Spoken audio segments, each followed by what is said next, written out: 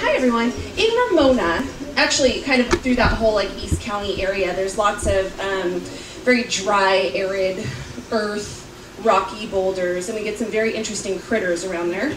And on my property in Ramona, we have what we call the lower 40, which is like maybe like an acre, maybe probably like closer to half an acre, somewhere between a half an acre and an acre of just flat land. It's been cleared, there's some beautiful trees on it, but we haven't built anything on it. And that is where our chicken coop is. So I guess we built our chicken coop there. And sometimes, if anyone has chickens, you know, and if you don't have chickens, you are about to know, that sometimes you have to go do chicken things after dark, because that's when chickens are easiest to handle. And so I have a headlamp, which is very cool. And one night I was going down there, and I walked down to the lower 40, and I walked to my chicken coop, and I'm walking back, and I see something shining on the ground, just something small. And I thought maybe I had like dropped an earring or something in all of my chicken coming and goings. And I leaned down to look and see what it was, and my friends, it was a spider. So there is a spider in this story. I knew once this is a while ago now, but I just got it in my head to like be like, what is the spider that has glittery eyes at night in Southern California in this area? And it is a wolf spider. And wolf spiders are very cool. I sound this recognition here, great. They're very cool. And they're very good mothers, which is a strange thing. And they do not build webs. They're active hunters, which is why they're called wolf spiders. And they hunt at night, which is why their eyes are so shiny. They're like cat eyes. They reflect, although they take all the light, they reflect it. So there's a wolf spider in this story. That was just exposition.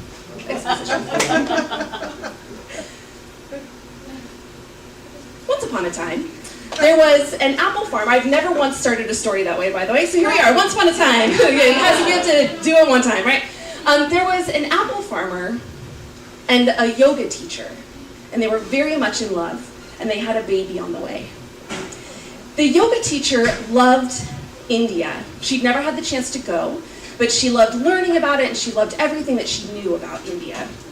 And so the apple farmer loved her very much, and he imported an apple tree, the only apple tree that is native to India. Here's a little more exposition. It's called an umbri apple. And they are, you don't see them anymore, they're hard to grow, they only fruit every other year. There's a lot of like difficulties with growing this apple, but they used to be so, and they're still very revered in India. It's the only place you can get them now. In northern India, in the area called Kashmir, and so this apple was called the king of Kashmir. So he imported one of these umbri apple trees for her, and they planted it on the day their daughter was born. They named her Lucy, and Lucy and this apple tree grew up side by side, and it took 12 years for this tree to produce any fruit, which is another reason people don't plant them anymore. It takes them a long time to mature. And during those 12 years, Lucy, she grew up. She learned to walk, she learned to read, she learned to climb apple trees, she learned to write, and she wrote a lot. She would plop herself first next to that tree, and then under it once it was tall enough, and she would fill pages and pages and pages with stories. She wanted to be a writer when she grew up, and she knew that she was already a writer because she wrote, right? But she wanted to be one of those writers that got to like sit in a bookstore and sign books and got all of the books that they wanted for free, because that's what writers get. She thought. Yeah, I know, right? I want to be one too. I want to get all my books for free. So she grew up next to this apple tree, and finally, when she was 12, this tree put out apple blossoms for the first time. And they watched these apple blossoms, and they waited for them to make those little tiny fruitlings. And then there were 6 fruitlings that made it to becoming little green orbs. And they watched as these little green orbs became bigger yellow-green orbs. And they watched as that yellow got gold. And then as a blush of red went down the side of each of those apples on the side that the sun shone. So this gold apple with a red blush down one side, yeah. And her mom was very insistent that they wait for the apples to fall before they ate them. She wanted to make sure that they were perfectly ripe and ready before they ate them. And one day it happened. An apple fell, and her mom ran into the house, and she said, "Lucky!" That was her nickname for Lucy. She said, "Lucky! We got one! We got an apple!" And that night they feasted on this apple.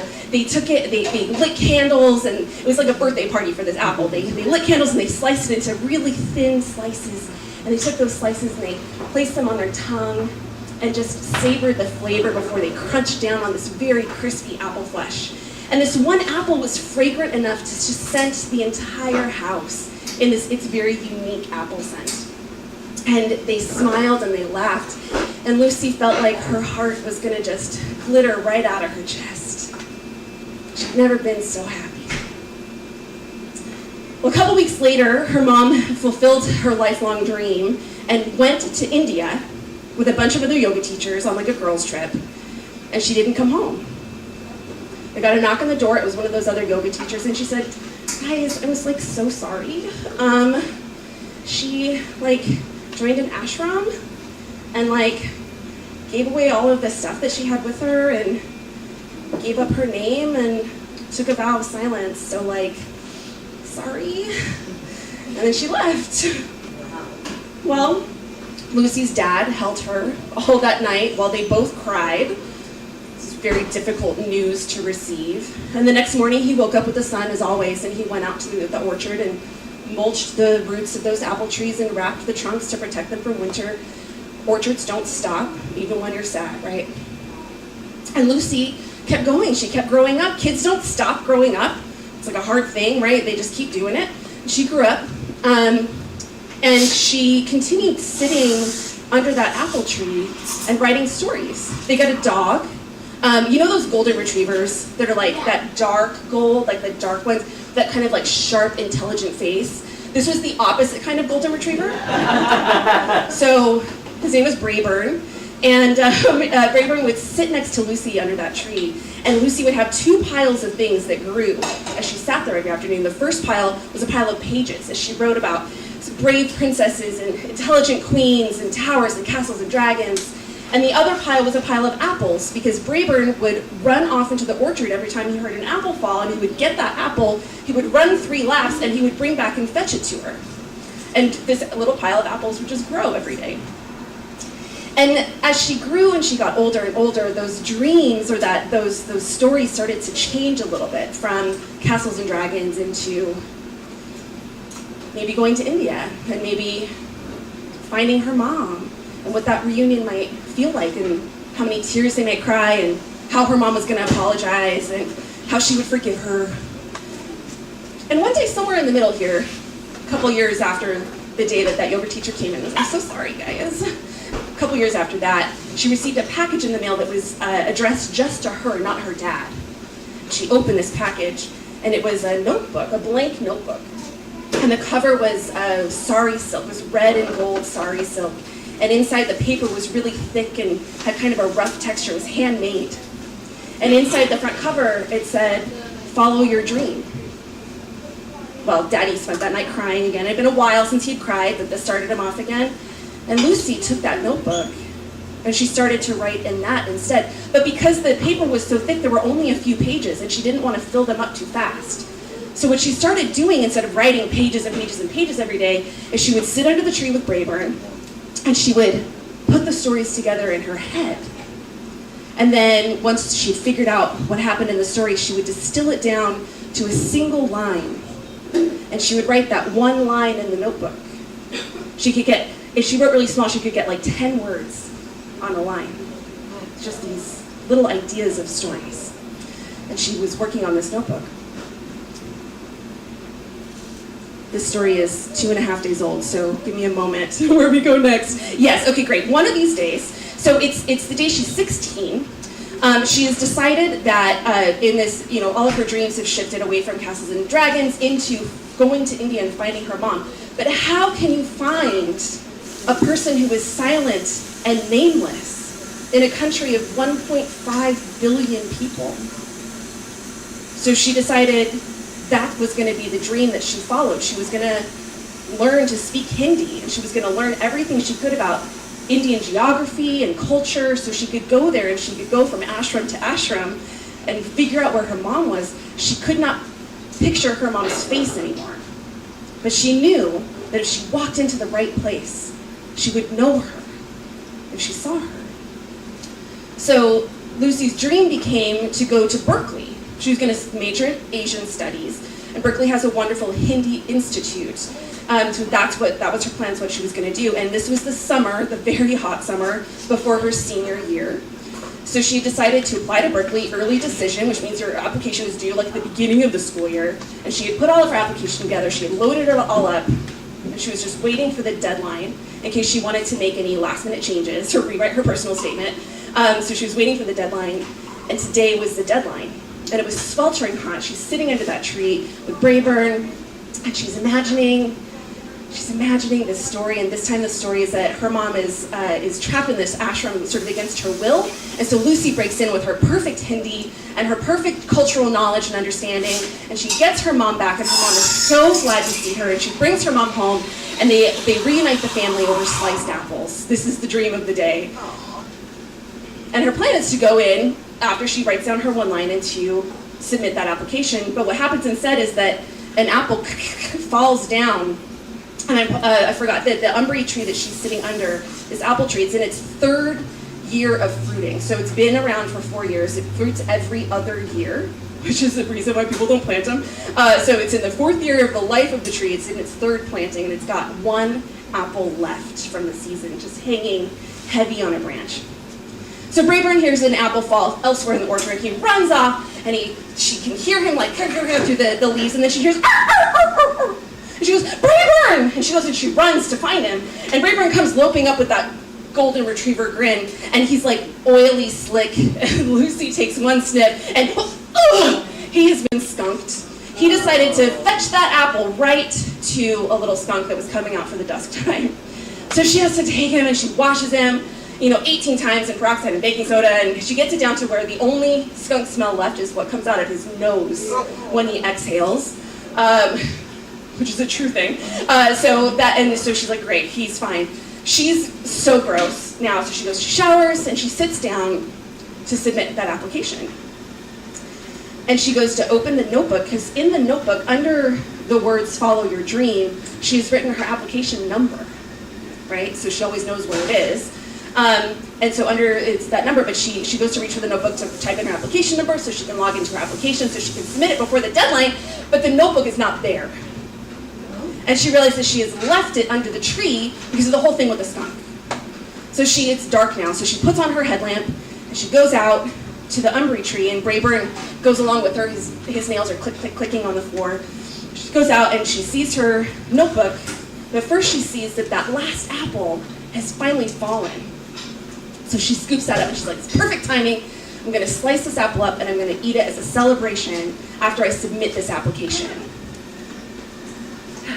And then she shoves it into her pocket. She's wearing pajama pants, so those pockets are big and stretchy. She shoves it into her pocket, and she looks at her notebook, and she sees something glittery on the notebook. And she's like, how your brain kind of like tries to make sense of things? She's like, did someone leave me a ring? What is this? And she reaches for it, and it moves. And she realizes, as it raises 4 of its 8 legs into the air, that what she was seeing was the 8 shiny eyes of a spider. And she goes, her instinct is to go, please don't bite me! And she grabs Brayburn and grabs Brayburn's collar to make sure that he doesn't try to eat the spider first. And the spider says, why would I do that? I need your help. Oh my goodness. Well, stuff goes here, but the dialogue goes here. The spider explains that her silk has been stolen. And she's a wolf spider, so she doesn't need a silk to build webs, but she does need silk to build her egg sacs. Eggs are about to come. And she says they have been stolen. And okay, so wolf spiders, more exposition, they can leave a drag line of silk when they're going to new places, which helps them to find their way home, right? And she said, I followed my silk and it led me here to this thing. And she pats the dream notebook. You need to go inside and get my silk back. And Lucy says, well, how will I get home? And the spider says, well, you'll follow the silk, of course. That's how we always find our way home. And Lucy's like, well, maybe crazier things have happened, and I filled this notebook with dreams my whole life. So she picks it up, and she lifts it over her head, and she goes, couldn't hurt. And she slams the book down on her head, and she's ready to flinch, because of course it's probably going to hurt. But instead, dense blackness, nothing. And then she explodes into a million pieces. And those million pieces explode into a million pieces more. And then they all suck back together. And she's laying in a grassy field, and Brayburn is next to her. And in the sky, the midnight stars swirl, like they're moving. They swirl. And then also the hot summer sun is blazing. And she sits up and she sees that around the horizon, there's like towers that are all different makes and models. And they're kind of like a prison, but also kind of her school and kind of also her house. And she looks down at herself and she's like a little girl, but also herself, like 16, and then also a grown-ass woman. And she looks at Brayburn, and Brayburn is kind of skunky still. He breathes up at her, and he just smiles and wags his tail, and he's exactly the same, solid and loyal and skunky. Because you see, people, we have so many things that we want to be, that our dream selves are all of them. But dogs know exactly who they are, and they do not change. So Brayburn is sitting there, solid and loyal, regular old Brayburn. And the sky is swirling, and there's towers everywhere, and suddenly there's a group of dancers, and they're dancing, and they're like, weave kind of like a square dance, they're kind of like moving in and out between each other. And she's like, that's interesting. And as soon as she thinks that they're like right here, right next to her, and she can see as they dance that they're trailing silk threads behind them, shiny threads. And in that way that you know things in dreams, she goes, oh, that's the spider silk. That was easy. Great. I need that. And the dancers turn and they look at her, and they're weaving this spider silk into a fabric that's like flows like water and glints in all of this starlight and sunshine, like the way that sun glints on the ocean, right? And they look at her and they say, we can't stop dancing, we can't stop weaving, we have to weave for the king. And Lucy says, okay, cool, who is the king? Where is he? And they say in one voice and in many voices, the king of Kashmir. And they all point, even though their bodies keep turning and spinning, but their arms all still point in one direction. And she looks, and suddenly there's a castle that has never been there. She'd never seen it before, but it has been there the whole time. And she turns back to say thank you, and she notices that one of those dancers is wearing a sari that is red and gold. And she can't make out the face of the person, but she knows that she would know this person anywhere. And Lucy calls out, Mom! And this dancer turns and is still dancing and waves and smiles and blows her kisses and goes back to the dance. And Lucy says, Mom, wait! And she runs towards her, but the faster she runs, the faster the dancers move away. And suddenly, Lucy is inside a throne room. And the throne room, the sky is open. She can still see those midnight stars and the blazing hot summer sun. And all of the walls are apple trees. And sitting in one end of the room is the king. And she knows the way that you know things in dreams, that this is the king of Kashmir. And it is a raven and a snow leopard and also her dad all at the same time. And she says, you have to let them stop weaving. That silk doesn't belong to you. And also, I need my mom back. And the king laughs. He's, raven, ha ha ha ha. Snow leopard, ha ha ha ha. Dad, ha ha ha ha. And his voice booms out and shakes through her body and shakes through the world. No. And suddenly, Lucy is in a cage with no walls. It's really just a rug on the floor, but she knows that if she steps off of it, she'll be doomed. And she's stuck. And she slides down to the floor right next to Brayburn, and she feels a lump in her pocket. She pulls out that Umbry apple. And she looks at it, and she realizes she was supposed to slice this open and eat it and savor it and celebrate after she submitted her Berkeley application tonight. But she can't do any of that if she's trapped here.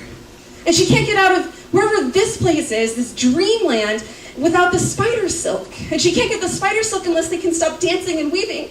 And she also can't remember her mom's face. And Brayburn reaches over and licks some tears off of her face, and his breath smells so bad. And she drops the apple to wrap both of her arms around him, but as soon as he hears that apple thud on the floor, he scoops it up in his jaws, and he makes 3 laps around the throne room, and he goes and he runs right up to the king, and he drops it at the king's feet, thunk, and then he sits down, wags his tail, and smiles that good boy golden retriever smile. And the king reaches down and picks up this apple that is just coated in dog slobber, and the light from the stars and the light from the sun all reflect in this slobber on this apple and turns it into pure gold with a ruby blush. And the king says, beautiful. and the king turns gold with a ruby blush down one side of his face. And then suddenly Lucy is right in front of the king, and she says, "You can't have that. That doesn't belong to you. Give it back." "No, you don't understand. That's the last apple for 2 years. I'm going to be a sophomore in college the next time this tree makes apples. Give it back." "That apple is my mom!" And the king smiles, grins, and he spools into his hand all of the spider silk from across his lands, and they spool into his hand in a silver and blue ball of thread that gleams like moonlight, and he holds them both out to her, and he says, "Choose." And it is an eternity. Stars are born and die as Lucy stands there. The apple, the silk. One is the last taste of that last happy moment with her mom. And the other, she could use that silk and get her mom out of here, and they could go home together. She reaches forward and digs her fingers into the silk, and lucky, she hears in her voice, and suddenly her mother is right there. The king is wherever kings go in dreams. Her mother's right here, and she's smiling. And Lucy says, "Mom, look, I got the silk. I found you. You can come home now. You can stop weaving." And her mom smiles and says, "Oh, Lucky, it was never about the weaving. It was always about the dance." And suddenly, Mom is back on a hillside, dancing and smiling, and she waves and she blows kisses. And Lucy says, "Mom, wait, no!" And she starts to run, but suddenly that spider silk tugs on her, and she, and blackness, dark, dense blackness, and explosion of matter, and second explosion of matter, and Lucy is waking up on the ground under her umbry tree. The stars are just starting to come out overhead, and Brayburn is licking her face, and he's still skunky. And she sits up and she says, no, it was too soon. I found my mom. I have to go back. I have so many questions. And she picks up that book and she, on her head, I have to go back. I have to get her answers. And the wolf spider comes up and taps her with 4 legs. And says, "Child, take a breath." And Lucy goes, and the spider says, "Did she ask to come home with you?" And Lucy says, "No, she didn't." And the spider says, "Did she ask you to stay with her?" And Lucy says, "No, she didn't." And the spider says, "Well then, you have all the answers you need." And she begins to build a mat of silk thread. It's like this big, and she just builds it and builds it and builds it. And Lucy cannot move. All she can do is sit there as her soul pours out of her eyes down her face. And Brayburn's licking her tears off. And finally, when her breath evens out a little bit, she asks the spider, "Where do you put your egg sac after you make it?"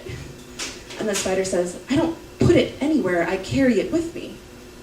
And Lucy says, "For how long?" And the spider realizes that this child does not need answers from her, but this is a child who needs answers. So the spider says, "I carry the egg sac with me until they hatch. And then they will climb up onto my back, and I will carry them on my back until they're ready to leave me." And Lucy says, What if one of them falls off?" And the spider says, "Well then, I wait for her to climb back." And Lucy says, "It's really nice of you." And the spider says, "It's not nice, that's motherhood." And she finishes laying her eggs and wrapping them in silk, and she attaches them to her spinnerets at the back of her abdomen, and she turns to go back into the orchard. And just before she's beyond sight, Lucy says, "Wait! How will I know that this was all real?" And the spider says, "You won't." Well, Lucy and Brayburn go back inside, and Lucy scoops some food into Brayburn's bowl and sits down at her laptop. She opens it up, she opens her notebook to type that application number, and she still has to submit before midnight. And she looks at those words, follow your dream, and she wonders how many other words her mother had considered before she chose these ones. And she types that application number in, and her application comes up, and she clicks that review application button, and she looks at all the pieces, and she looks at that drop down. It says intended major, Asian studies. And she feels like she's back in that throne room. The apple, the silk. She could spend her whole life chasing someone who does not want to be found. Or she can follow her dream, her dream. She feels split in two, gold and ruby. She finally clicks that submit button and lays down into a strangely dreamless sleep. The next morning she wakes up and she checks her email. She has that confirmation email. Thank you. We have received your application to UC Berkeley. She scans down a little bit, about halfway down the email. It says intended major, English, creative writing. Well, Lucy closes her laptop and takes Rayburn out for his walkies before it gets too hot.